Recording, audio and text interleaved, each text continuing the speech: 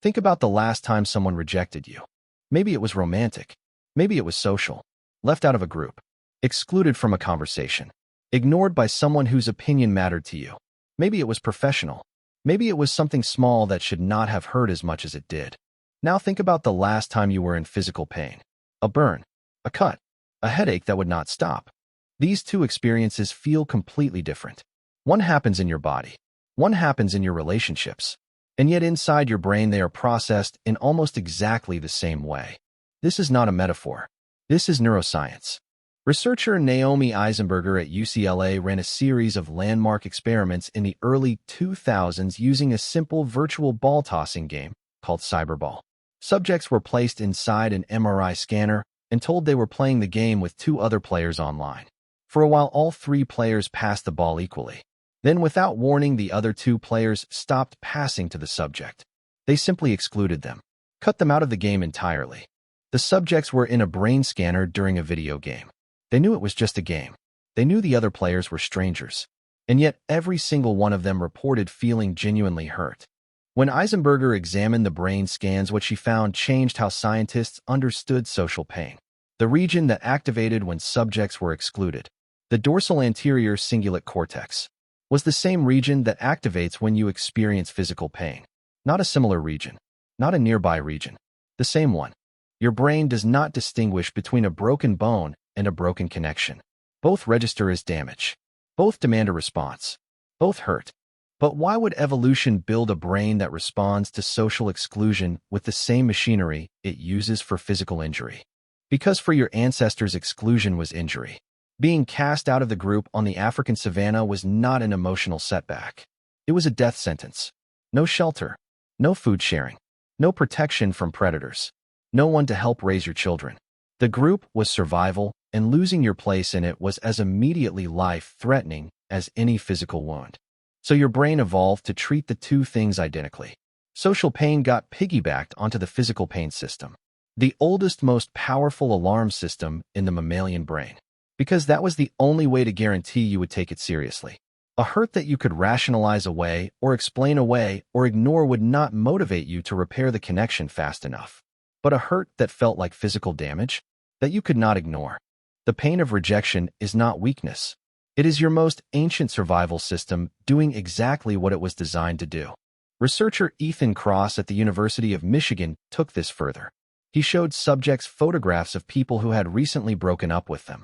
People who had rejected them romantically, while they lay inside an MRI scanner. He then exposed the same subjects to a physical pain stimulus, a hot probe held against their forearm. When he compared the brain scans, the overlap was striking. The same regions activated for both experiences. Not just the anterior cingulate cortex, but also the secondary somatosensory cortex, a region involved in the actual sensory experience of physical pain, not just the emotional response to it. Social rejection does not just feel like pain. In a neurological sense, it is pain. This explains something you have probably experienced but never had a word for. Why rejection keeps replaying in your mind long after it happened. Why you can remember being excluded from a group in middle school with the same visceral clarity as a physical injury from the same period. Why the sting of being ignored by someone you admire can sit with you for days.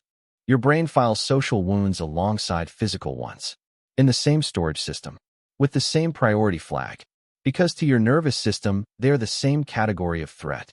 There is something else happening too. Physical pain has a natural endpoint. The injury heals. The pain fades. The alarm turns off. But social pain does not follow the same timeline, because the threat that caused it, loss of belonging, loss of status, loss of connection, is not always resolved. The group that excluded you is still out there.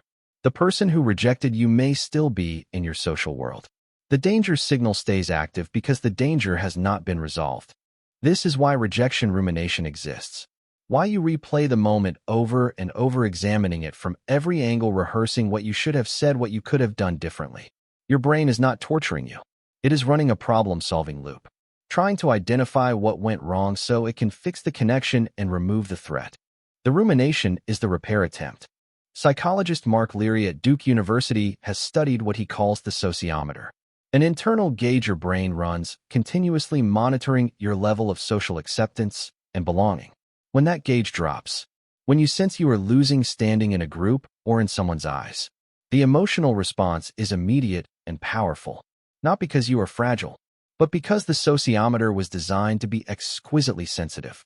A small drop in social acceptance was the early warning signal that a bigger drop, full exclusion, might be coming.